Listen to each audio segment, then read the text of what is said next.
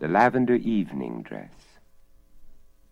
A few years ago, the postmaster in a village that lies beside the lonely waters of the Ramapo River, dappled by light and leaf shadow in the morning and darkened by hill shadows in the afternoon, talked often about a lithe, tawny girl with hyacinth eyes and wheat-yellow hair.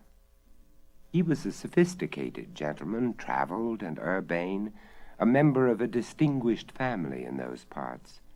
To atone for his sins, he said, he taught a boys' class in a Sunday school that was in session on the first day of each week after the preaching, in a tiny, weathered church back in the Ramapo Hills.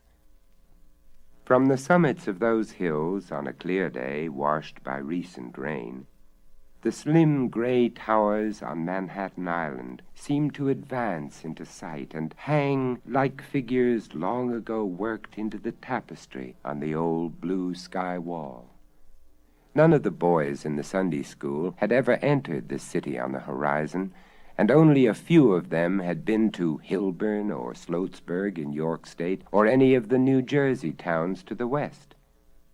They were a shy lot, but wild as wood animals are wild, and they found the simple lessons in Christian ethics the postmaster was trying to teach difficult at best and impossible at those times when that girl was around. She went through his class, the postmaster said, like a slow pestilence. A boy would be gone for a month, sometimes 2 months, and then he would come back on a Sunday, glowering and sheepish, and one of his schoolmates would be absent for a while. The Sunday school teacher would sometimes see him and the girl picking wild blackberries on a hillside, or on a Saturday night, walking the road, shoes in hand, to a country dance. There was much talk about the girl among the hill folk gossips, and the postmaster, whose job gave him speaking acquaintance with most of these, gathered from what they said that she was gay and hot-tempered and amoral, feeling that the general admiration gave her the privilege of disobeying the somewhat eccentric conventions of her own community. The only time he had a good look at her was during a Wednesday night prayer meeting at which, according to an announcement the previous Sunday, the contents of 3 barrels of old clothes from the members of a New York City church would be distributed. The girl came in after the service, just as the preacher beat in the head of the first barrel. She was barefoot, and it was obvious that she wore only a stained and patched calico check dress, much too small for her. She sat in the back pew and paid no attention as the usual pathetic garments that are contained in such shipments were displayed and granted to those who could argue the greatest need. There was a gasp when the preacher pulled from the middle of the second barrel a lavender evening dress covered with sequins that glinted like tiny amethysts. It was cut low off the shoulders, and as soon as the preacher saw that, he rolled it up into a shapeless bundle and held it helplessly, waiting for someone to speak for it. No one did, but the girl stood up and padded swiftly down the aisle. Without saying a word, she grabbed the dress from the good man's hands and raced out of the church. From that time on, the postmaster said, no one ever saw the girl in other costume. Rain or shine, day or night, she was a brush-stroke of lavender against the brown of dirt roads, the green of hill slopes, the khaki-colored shirts and pants of whatever boy strode beside her. Frost came early that year, and leaves dropped. The air was clear, and the New York towers came nearer and stayed longer. The hill people were all talking about a letter that had come to the girl from cousins in New Jersey. The postmaster had told one of his Sunday school boys that the letter had come, and the next day she had stood before his window and quietly asked for it, the sequins glinting purple in the shadowy room. People who dropped in the next day said her cousins had invited her to visit them, and they had sent her the money for her bus fare. A week later, a witness regaled the postmaster with a description of the expressions on the faces of the bus passengers down on the asphalt highway 12 miles away when the girl climbed aboard, holding her long skirt about her waist. In mid-December came a cold snap, and the thermometer outside showed 18 degrees below zero when the postmaster opened his window for business. The people in the line of waiters for mail were more eager to give him the news than to receive their letters. The body of the girl in the lavender dress had been found frozen and stiff on the road a few miles above the bus stop. Returning from Jersey City, she had left the bus and begun the long walk home, but the evening dress had proved too flimsy wear for such a night. The postmaster said that after this tragedy, all the students in his class came regularly to Sunday school, and that was the end of the story of the girl. The girl froze to death about 1939, and for a decade nothing reflected doubt on the postmaster's conclusion. But now a growing number of people feel that his narrative, the truth of which is easily provable by many witnesses, has had an inexplicable consequence. Overtones that have transcended his matter-of-fact realism. For a strange report recently began its rounds of upstate towns, and particularly colleges. It had many variants, as such tales do, but in none of them was it in any way connected with the account of the girl, her dress, and her death. A factual record known only in the vicinity of her Ramapo home. And the suggestion of such a connection is made here possibly for the first time.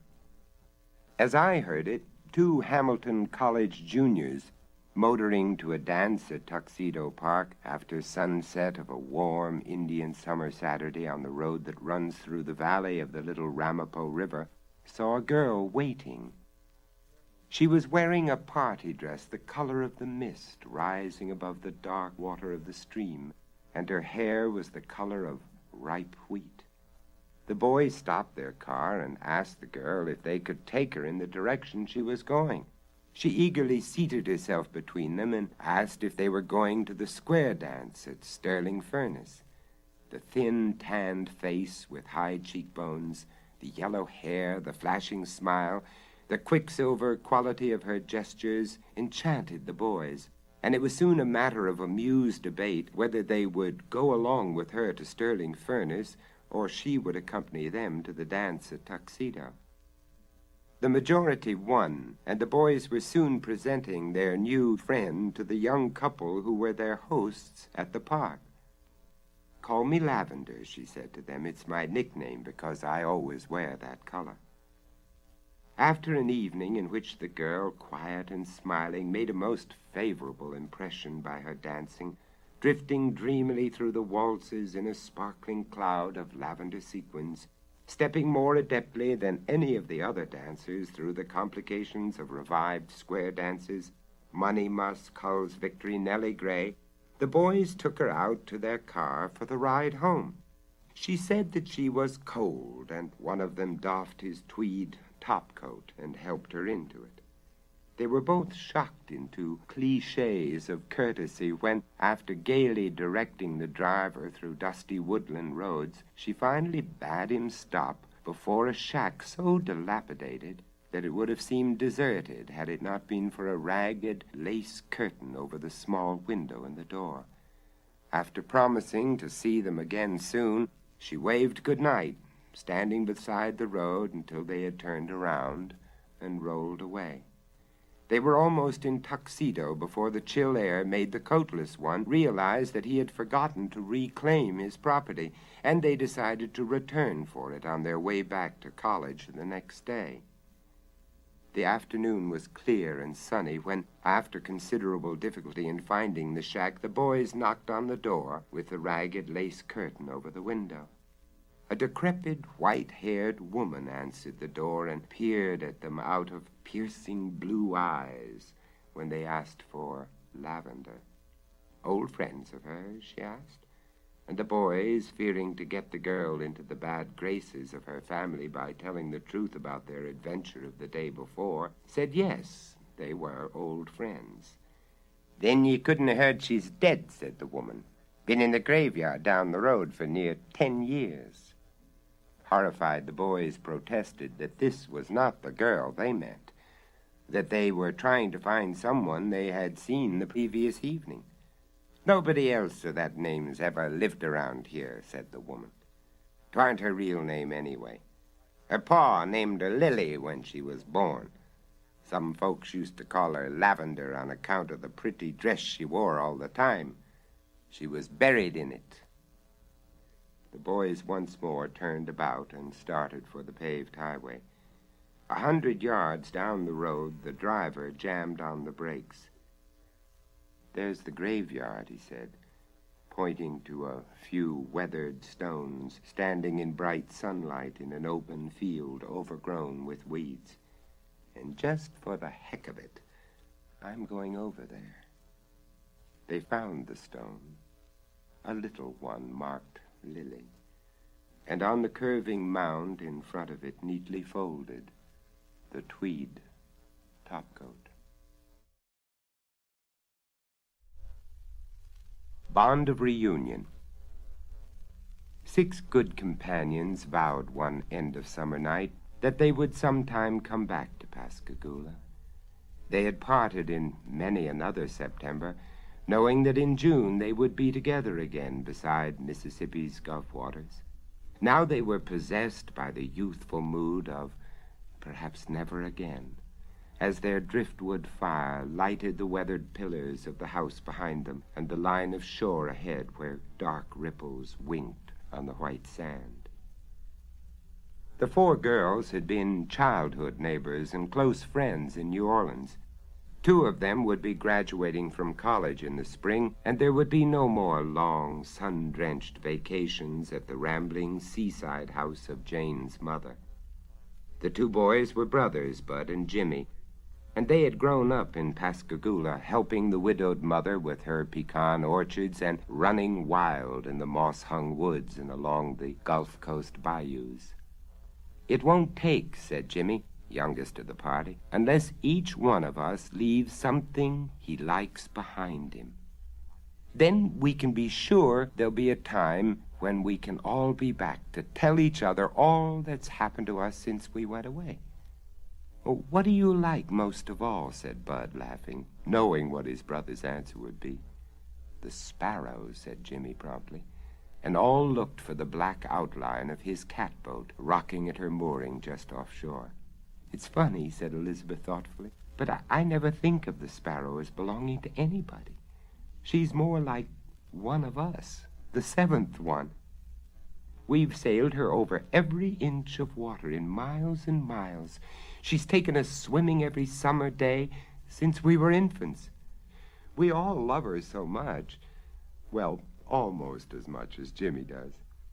"I reckon if we leave her here," said Jimmy, "each one of us will be leaving the one thing in Pascagoula he loves most. And she'll make sure we'll be back, all of us, whenever the time comes." The 5 who still live say their vow was all but forgotten 6 years later. They were scattered as they had known they would be, and the idea of reunion had become impracticable and remote. Elizabeth had married a Yankee and lived in faraway New York. Of the rest of the girls, 1 was a social worker in Virginia, 1 was a housewife in Baton Rouge, and Jane, whose mother now lived the year round in Pascagoula, was teaching in a New Orleans grammar school. Then a letter brought each one of them an almost unbearable sorrow. "Jimmy has been murdered," wrote Jane's mother. "He took a load of pecans into New Orleans and had to leave the truck in town for repairs. On his way to the railroad station, he was hit over the head and robbed by someone who must have seen him receive payment for the load. He lay in the gutter, his skull crushed, for an hour or so before he was picked up. He died unidentified in Charity Hospital the next day." The girls say they were so overcome with grief on reading the letter that the postscript made little impression on their minds. though they all remembered it later. The Sparrow has gone. On the day Jimmy died, when no one was looking, she slipped her moorings and drifted away. Of course, Bud has had no time yet to look for her. I notified our friends, the Coast Guard, and they tell me they have made a thorough search of all bayous, but have found no trace of her. The end of the story came 3 years later, and not so long ago. Elizabeth went to New Orleans to have the family doctor remove her tonsils. After the operation, the social worker came home on her vacation, and the Baton Rouge housewife could not resist the opportunity of being with her old friends. Though they had seen each other separately, it was the first time that all 4 girls had been together since the night on the beach when they had made their vow. On the first day of the weekend, they were motoring to Pascagoula. "It won't be the same without Jimmy," said Elizabeth. "I don't know whether I can stand it." "You get used to his not being there," said Jane. Their automobile crossed the bridge over the Pascagoula River into the town at 4 o'clock. They knew this because they looked at their watches when Elizabeth exclaimed that the new roads had made the trip hours shorter than it used to be. They stopped at a drugstore for a few minutes to buy cigarettes, then drove the 2 miles out to the old beach house. Jane's mother stood in the doorway, and Elizabeth jumped from the car and ran to greet her. She stopped short when she saw that the older woman was pale and wild-eyed, shaking with emotion. "The Sparrow came home," she said. "At 4 o'clock she drifted in. She's down there bumping the seawall now." As the eyes of the girls followed the direction of her pointing, they saw the top of the little mast bobbing up and down, and suddenly Bud was with them, an older Bud whose eyes seemed to burn with grief. "He told us that the Sparrow would see that we all came back," he said. "And now, don't say it," said Jane sharply. And they were all silent in the shock of their inescapable surmise. Harp Notes in the Mist. Years ago, I lived for a few months in the little town of Pass Christian at a tavern called the Inn by the Sea. On hot nights that summer, just as the sun seemed to be dropping into the waters to the west, my host would ask us to come aboard his red-sailed sloop, and we would skim the rippling surface of the Gulf of Mexico for a few hours before returning to our beds. Among those who sailed with us on those evenings were gentlemen who had been born in Pass Christian, and sometimes, as the moon climbed the sky, they would tell us a legend of the old town.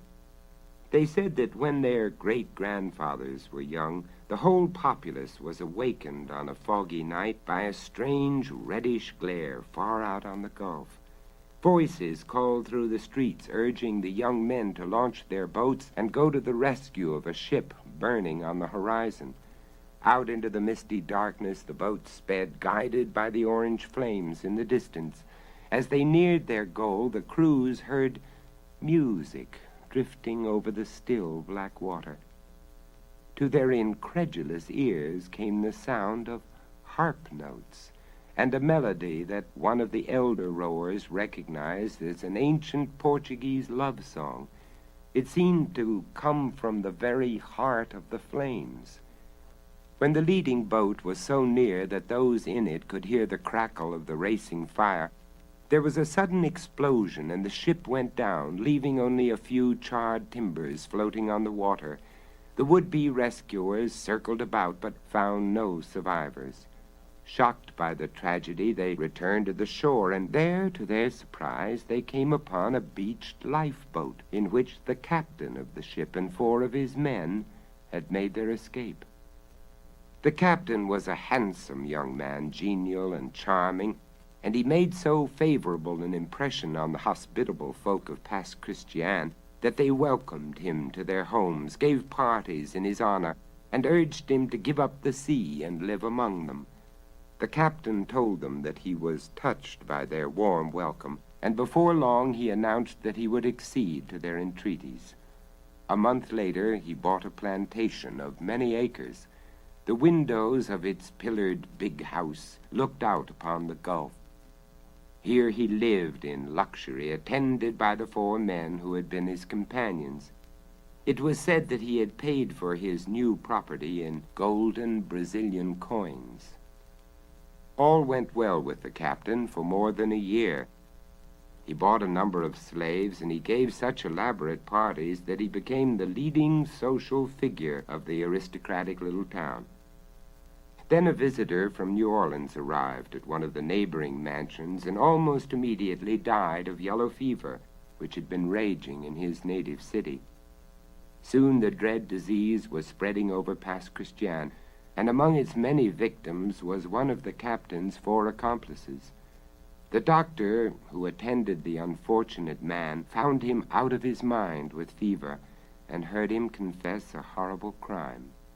In his delirium, the man said that a Brazilian gentleman had shipped aboard the captain's vessel at a South American port, bringing with him his beautiful wife and his entire fortune, which had been converted into gold coins and packed in a stout wooden chest. The Brazilian had told the charming captain of the gold, and the latter had no sooner heard of it than he determined to acquire it. He selected the 4 men of his crew whom he most trusted, and informed them of his purpose. They would murder the rich passenger, he said, and load the money chest into the one small boat aboard. Then, after setting fire to the ship, they would row to shore with their loot and leave the rest of the crew and their victim's wife to die in the flames. They had carried out their scheme on the foggy night when the people of Pass Christian had seen the ship burning. The dying seaman said that as the captain and his accomplices rowed away from the blazing vessel, the wife of the murdered man, realizing her doom, had brought up from her cabin the harp with which she was accustomed to entertain her husband, and had played on it an old Portuguese ballad until the explosion had sent all on board to their deaths. After the death of his fever-stricken patient, the doctor realized that his report of words spoken in delirium could not be accepted as positive proof, but he told his friends what he had heard, and the captain suddenly found himself a marked man. He planned another elaborate party, and not one of his former friends accepted his invitation. Suspicious that his secret had been discovered, he decided to flee Pass Christian at once with his stolen gold. He rose from his bed at midnight, and taking his spade and a lantern with him, he ran down to the shore to unearth the chest which he had buried beneath a gnarled old oak. Unaware that he was being constantly watched, the murderer did not realize that the doctor and his friends had seen the glimmer of the lamp and had crept secretly to a nearby cove to watch his movements. Descendants of the watchers on that night say that their grandfathers have told them that as the captain uncovered the chest, an orange light appeared on the horizon and increased until the whole night seemed to be tinged with it. Then suddenly they heard the creak of oarlocks and saw a ghastly crew of skeletons rowing in perfect rhythm towards the shore. In the stern sat a beautiful dark-eyed woman playing a strange and lovely melody on a golden harp. Apparently the captain saw this vision too, for he stood up quickly and then fell upon the ground. When the watchers reached him, the boat and its occupants had vanished, and the captain lay dead, his hands clutched convulsively about golden coins. This is why, so people who have lived long at Pass Christian say, on foggy summer nights those who look out to sea may sometimes behold a glare far out on the water, and hear harp notes drifting through the mist. The Tale of the White Dove. When the mistress of the big house lay dying, so the house slave said, she raised herself on her elbow and vowed that she would come back to her home. She would come back as a white dove to her husband and to the garden where they had been happy together. No white dove came to the garden for months nor for years. But on the day that the master carried a bride inside the pillared portal, the slaves heard a low grieving, and in the garden, hardly distinguishable against the white blossoms on the snowball bush, they saw the white dove. Every afternoon after that, at exactly the same time, the bird appeared, uttering heart-broken moans. The slaves were frightened. They said that their first mistress had kept her word. The whole community became excited. People began peering over the garden wall to see the dove. The bride became tearful, the master exasperated. Finally, one afternoon, gun in hand, the master strode from his house in a towering rage. As he approached the snowball bush, the dove rose in the air, fluttered toward him. He raised his rifle and fired. A woman's scream sounded over the garden, and the dove flew away, a sudden crimson staining the whiteness of its breast. That night, as he lay in his bed, the master died. No one has ever known the cause of his death. The master was buried near the snowball bush, and though the house has fallen into ruins and the garden is overgrown with weeds, the gravestone still stands. When I last visited in Alabama, neighbors told me that each spring, when the snowball bush blooms, they can hear a dove moaning in the night. Then they remember this story. One of them says that he rode by the old house one moonlight night and saw on the topmost branch of the bush a white dove. Its breast, he swears, was stained blood red.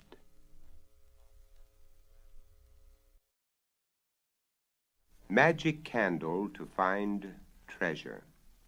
Ingredients: human tallow, 1 piece of hazel wood, large. Preparation: make a candle of the human tallow. Fashion the hazel wood into a horseshoe-shaped holder for the candle. Place the candle in the center of the hazel wood so that the candle is between the 2 parallel sides of the hazel wood. If this candle is lighted in a subterranean place and sparkles brightly with much noise, it is a sign of nearby treasure. It will sparkle more and more as you near the treasure, but will go out when you are quite close. Since the treasures are often protected by spirits of the dead, it is good to have some blessed wax candles along to provide light when the magic candle goes out, and to conjure up these spirits to see if there's anything you can do to help them. It is most imperative that you do whatever the spirits may require of you. Hand of Glory. Ingredients: 1 hand of a felon, part of a funeral pall, zimat, niter, salt, fern and vervain, optional, long peppers, fat of a gibbeted felon, virgin wax, sesame, pony. Preparation: take the right or left hand of a felon who is hanging from a gibbet by the highway. Wrap it in a bit of funeral pall, and very tightly so. Put it into an earthenware vessel with zimat, niter, salt, and long peppers, all very well powdered. Leave it thus for a fortnight, and then take it out and expose it to full sunlight during the dog days until quite dry. If the sun be insufficient, try an oven heated with fern and vervain. Next, make a candle with the fat of the gibbeted felon, virgin wax, sesame, and pony. Use the hand of glory as holder for this candle. The use of the hand of glory thus created is to render those to whom it is displayed into a stupefied and motionless state, in such a way that they can no more stir than if dead. Protection against the hand of glory. Ingredients: gall of 1 black cat, fat of a white hen, blood of a screech owl. Preparation: compound the above during the dog days.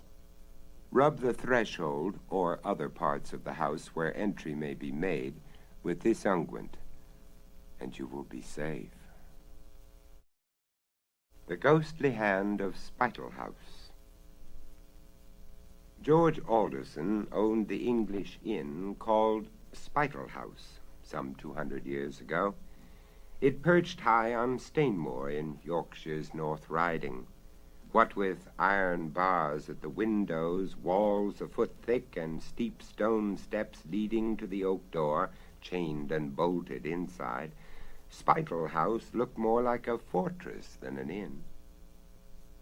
One stormy night in October, the innkeeper and his son Bob sat cleaning their hunting knives and firearms before the blazing logs of the hearth. "Up here on the moors, a man must be prepared for everything," remarked George Alderson, rubbing the shining blade of a knife on his sleeve. "Aye, the master is right," declared the little maidservant Bella, glancing from the pot she was stirring to Mistress Alderson, busy at her spinning wheel. "'Tis nights like this, when winds howl and the rains beat, that evil men crawl from their holes." George and Bob nodded. They always kept their weapons handy, for in those days highwaymen roamed the solitary region around Stainmoor as well as honest men. Both coming and going, travelers by stage twixt York and Carlisle stopped off at the inn, for Spital House, though grim and forbidding outside, was cheerful and warm within, with a succulent joint usually turning on the spit of the hearth. Once a weary traveler had dried his boots and sipped a mug of steaming posset, Bella offered tasty soup from the pot, along with a radiant smile. A warm welcome and a good feather bed awaited folks at Spital House. Small wonder that fame of the old inn had spread the length and breadth of North England. Now, on that gale-whipped October night, George Alderson glanced around the comfortable room. The cheerful whir of the spinning wheel and the smell from Bella's pot made a man glad to sit by his hearth. "We beat the storm by a good 2 hours," he remarked to his wife Margaret, "and lucky we are to be home from the fair. What with wind coming up and rain pelting down, it's good to sit here warm and snug, with our horses bedded down for the night." "That it is," Bob agreed, and grinned at his father. "And it's good, too, to have our handsome profits for the sale of our sheep bedded down in the cupboard tonight." Mistress Alderson lifted her comely head and smiled at her men. "And," Bob continued, "since this is the sort of night cutthroats and robbers take for plundering the moors, I'm thankful to have my blunderbuss cleaned, should there be need to use it." Bella vigorously stirred her pot. Bob was right. This was a night to be careful. She, a country girl, born and reared on Stainmoor, knew more about cutthroats and robbers than her masters from York. She recalled many a story of stage-coaches robbed, horses stolen, and passengers murdered. As she thought of the dreadful dark deeds, Bella fancied she heard a faint knock at the door. "Master, mistress," Bella cried, "I think someone's at the door. Shall I open and see?" "Aye, lass," the innkeeper said, "though it seems late for a traveller to be battling this gale." As Bella ran to the door, Margaret Alderson paused at her work. "Best leave the chain on, child," she said in a low voice, "until you see who's there." As Bella turned the great key in the lock and slid back the heavy bolt, a feeble voice whispered, "Hurry, hurry. In heaven's name, let me in, lest I die on your doorstep." At a nod from her mistress, Bella dropped the clanking chain from the slot and peered cautiously at their storm-whipped visitor. Before her drooped a gaunt figure leaning on a stick, The hood of the cloak the stranger clutched completely hid the features, save for two dark, piercing eyes. "Let me in," the feeble voice implored. "'Tis a wicked night for an old woman to wander the moors." Poor soul, Bella thought compassionately, supporting the stumbling stranger to the settle beside the hearth. It was addled she was from wandering around in the storm. A sip of brandy and a rest by the fire would do her a world of good. And yet, in spite of her concern for the bedraggled creature, the girl thought the body next hers was remarkably firm, and the voice deep for an old woman. Their guest sank to the settle with a pitiful moan, while George Alderson added a log to the fire. But when Bob sprang forward to remove the black cloak, dripping puddles on the floor, the aged woman waved him away. "No, no," rasped the hoarse voice, muffled within the folds of the hood. "I want nothing but to sit here by the fire before I go on my way. Rest is all my old body needs." The poor soul was quite daft, Bella concluded. Only a witless person would forsake the chimney corner to wander abroad tonight. George Alderson, convinced that their guest wanted nothing but a nap in the warmth of the fire, drew Mistress Margaret aside. "It's late," he whispered. "We might as well get to bed. The old one's mad, if you ask me. I wager a gold sovereign she'll be right here come morning." As the Aldersons lighted their upstairs candles, Bella said, "I'd best keep an eye on the poor one. I'll sleep down here tonight and lock up afterwards if she decides to leave." Swishing at the ashes with her broom, Bella stole a quick glance at the motionless hooded figure. The old one was sleeping, the girl decided. It wasn't until Bella reached down for the bellows that her heart almost stopped beating. The toes of a man's heavy riding boots showed from under the hem of the long cloak the stranger clutched, even in sleep. This was no half-witted crone, but surely a robber disguised as an old woman. Bella knew that she must not make a false move, not with the Aldersons upstairs and herself alone with this fella. So she moved back and forth as usual, putting the room to rights. She set the milk to rise, then scoured the copper pot on the table. The figure on the settle moved restlessly. "When do you go to bed, girl?" the hoarse voice whispered. "Right away, ma'am," Bella answered, untying her apron. "Can I get you hot tea now that you've had your nap?" "Nay, nay," croaked the voice crossly. The hooded head turned away. "Then if you want nothing," the girl said, "I'll build up the fire and fix my bed. Nights like this, my room's cold, so I sleep on yonder bench where it's warm." The stranger grunted, but made no reply. "Good night, ma'am, and rest well," Bella said sleepily from across the room. If you need aught, call loudly," she added, "for I'm a sound sleeper. That I am." Bella wrapped herself in her shawl and stretched out on the bench. Everything depended on her. Her own life and those of the Aldersons. In spite of the way she was trembling, she'd have to convince the outlaw that she was asleep, yet watch what he did. At first Bella tossed this way and that, but in a few minutes she found that she could pretend to be asleep. All she had to do was count slowly, 1, 2, to breathe in, out, in, deeper and deeper, all the time. Bella narrowed her eyes to slits so she could observe the man on the settle. Possibly an hour passed before he stirred. Then, apparently satisfied Bella was asleep, he threw back his hood. By the flickering firelight she saw a long, pale face with thin, cruel lips and eyes that glittered craftily. Without any warning, the ruffian suddenly strode across the room, then stood staring down at her face. If she betrayed herself now by so much as twitching an eyelid, he'd murder them all, forcing herself to repeat over and over, in, out, in, Bella found she could still pretend sleep. Only when convinced that the girl on the bench was asleep did the cutthroat return to the fire. There, from the folds of his cloak, Bella saw him draw forth an object so fearsome she had to stifle a scream in her throat. Her flesh crept with horror, for the awful shrunken thing the outlaw took from his garment and set on the table not far from the copper pot was old and withered, brown as earth from a newly dug grave. It was the severed hand of a man long dead. If the scoundrel had seen Bella's face at that moment, he'd have killed her at once. But fortunately his back was toward her as he bent to light a candle by the fire.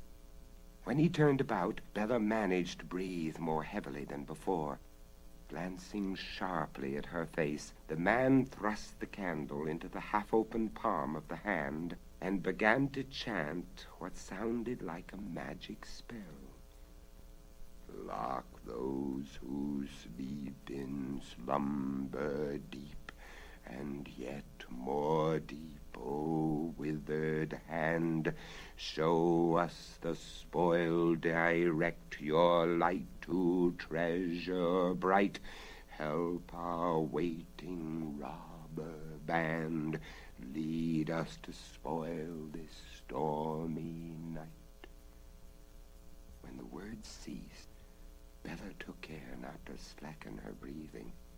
Until she thought of a way to outwit the robber single-handed, she'd have to feign sleep. A blunder would cost all their lives. The crafty cutthroat began chanting again. Shine out, ghostly light, lead us, ghostly hand, reveal rich treasure to our waiting band. The candle flickered brightly. It would point to the cupboard soon, Bella thought desperately, and show where the master had locked his money. Whatever she did, she must act quickly. But as the girl lay there, racking her brains for a way to warn the master, the man strode to the window. He pushed it open and gave a shrill whistle. So there were more cutthroats, and no telling how many, Bella thought in panic as she heard the faint answering whistles outside. She must thwart the ruffian before the others got in. An instant later, Bella saw her chance. After shutting the window, the robber went to the door and turned the great key in the lock. As he swung the door open, Bella leapt at his back and gave him a thrust that sent him bumpity-bump down the steep stone steps that led to the door. Bella watched him collapse in a heap on the ground and lie still. Now the girl slammed the heavy door shut, turned the key in the iron lock, and slipped the huge bolts into the slots. Last of all, she secured the heavy chain. That will keep you and your friends outside, Bella muttered grimly. Wait till the master peppers your hides with his bullets. Master, come quickly, the girl shouted. But there was no answer. Perhaps they didn't hear me, Bella thought, and shouted again, loudly as she could. Come at once, master. Bob, robbers are here. Robbers, I say. Can you hear me? She cried even more lustily. They're gathering outside. I hear their yells. But the louder Bella called, the more ominous was the silence overhead. And as to the horrible hand on the table, when she forced herself to take a quick glance at that, the candle was burning brightly, and now the flame pointed directly at the lock on the cupboard door. Master Alderson, Master Bob, help, help, come, come! Bella shouted, though by now she knew something dreadful had happened. Snatching a candle, she flew up the stairs, but when she held the light over the bed of the innkeeper and his wife, she found them sound asleep.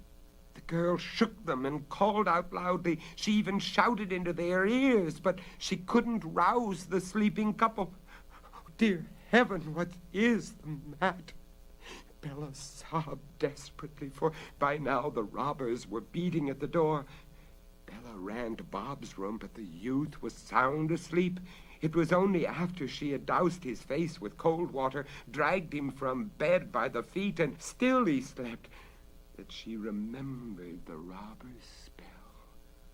Lock those in sleep, in slumber deep, and yet more deep.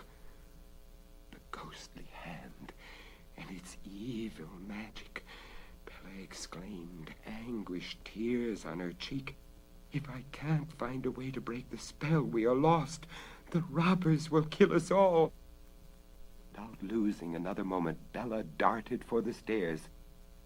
She'd find a way, though she didn't know how, to extinguish the candle and shatter the magic that locked her people in sleep. But to her horror, Bella found the candle burning brighter than ever in the withered hand, and the massive outside door shivered and shook under the robbers' battering kicks. Dear heaven, help us, Bella sobbed. Frantically, her eyes searched the room. She must find something to put out the flame.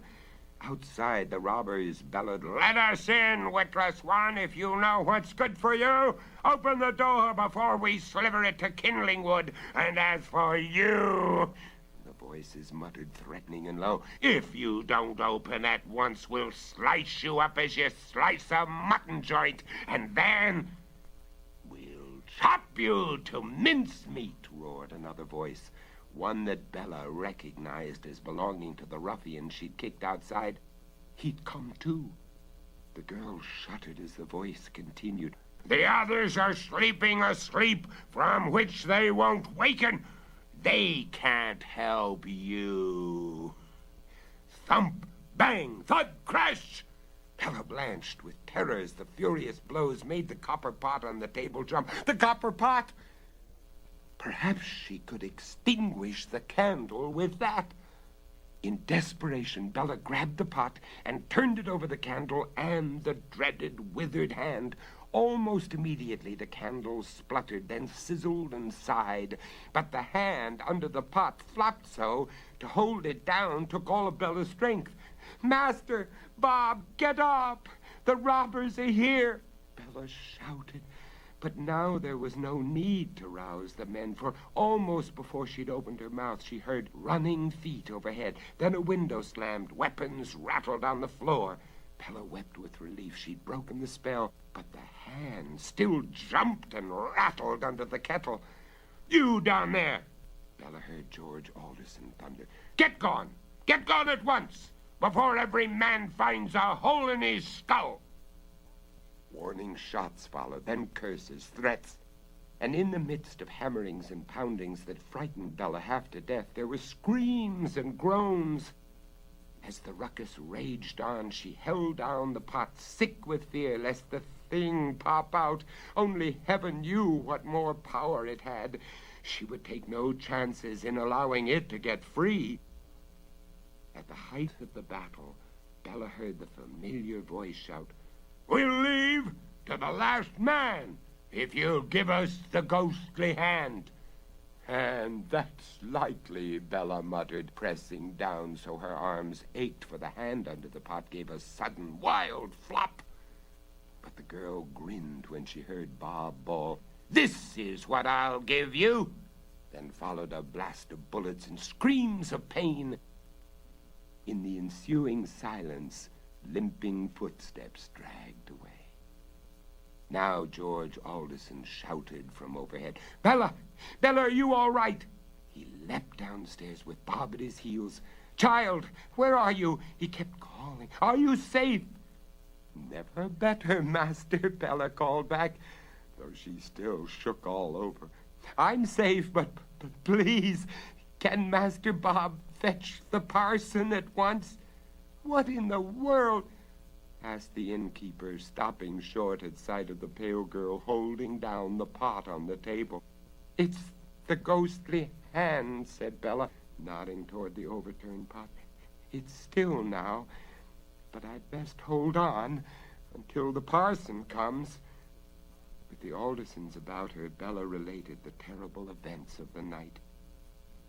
She told of the dreadful things she held captive, of the robber's spell and the burning candle. "We'd all be murdered but for you," said Mistress Alderson, embracing the girl. And to show how much he thought of Bella's courage, George Alderson gave her a handsome reward from the store in the cupboard. It's your part of the treasure you saved for us, he said warmly. When the parson came and learned what Bella had done, he called her the bravest lass on the moors. Folks hereabouts won't forget your loyalty and courage, he said.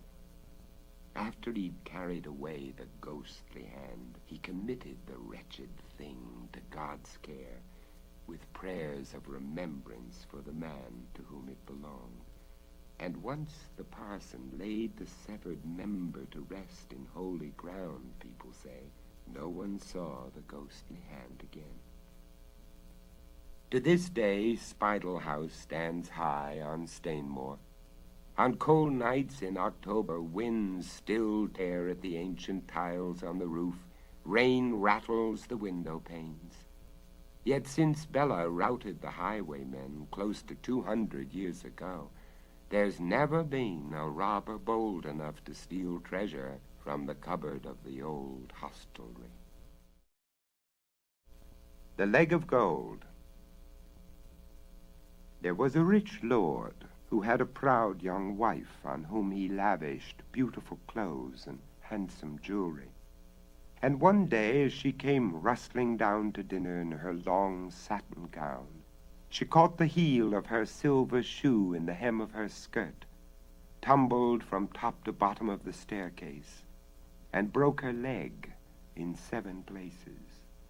The rich lord sent for the doctor, and the doctor said, "Sir, I cannot mend this leg. I must cut it off." And he cut it off. Then the rich lord sent for a goldsmith and bade him make his wife a leg of gold. And the goldsmith made it so beautifully and fitted it on so cunningly that it served the lady just as well as a leg of flesh and blood. And she went walking around in her beautiful clothes and dancing and hopping and skipping about as merrily as she had ever done. So she and her husband lived for 7 more years without a care. And then one day, as she came running downstairs, all eager to show her husband how elegant she looked in the costly new gown he had just bought for her, what did she do but catch the high heel of her golden slipper in the hem of her long skirt, and tumbled from top to bottom of the stairs again, and this time she broke her neck and died.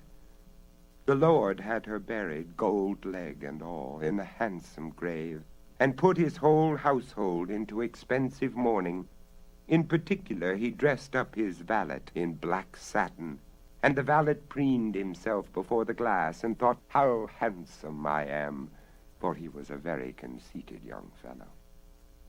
And then the valet had another thought. "My lady is dead. She has no more use for her gold leg, so why shouldn't I have it? Am I to remain a servant all my days, I, with my handsome looks and my fine manners? No, indeed. I will dig up that gold leg, melt it down, and sell the gold. Then I shall be possessed of a pretty little fortune, and can set up as a gentleman." So that night off he went to the churchyard, dug up the lady, wrenched off the gold leg, reburied the lady, carried the gold leg home, hid it in his wardrobe, and got into bed, well pleased with himself. But all that night a voice was calling from the churchyard, "Gold, gold, give me my leg of gold." Early the next morning the voice was still calling, and the grave-digger heard it. So he hurried to the Lord and said, "Sir, your wife will not lie quiet in her grave. She keeps calling and calling. Send someone to find out what she wants." The Lord ran to his wife's grave and said, "Dear wife, tell me what you want." And the voice came up from the grave, calling out, "Gold, gold, give me my leg of gold." "Dear wife," said the Lord, "your gold leg is buried with you." But the voice called again, "Gold, gold, give me my leg of gold." "Wife," said the Lord, "you are not being reasonable." And the voice called again, "Gold, gold, give me my leg of gold." "You have your leg of gold," said the Lord. "If you have nothing else to say to me, well then, good day. I will have some prayers said for you." And he went back home. But an hour later the gravedigger came again to the Lord. "Sir, your wife will not stay quiet. She keeps calling and calling. Send someone to her." So the Lord sent the lady's maid to the grave, and the voice rose out of the grave, calling, "Gold, gold, give me my leg of gold." "Madam," said the lady's maid, "you are wrong to complain. Your golden leg is buried with you." But the voice called again, "Gold, gold, give me my leg of gold."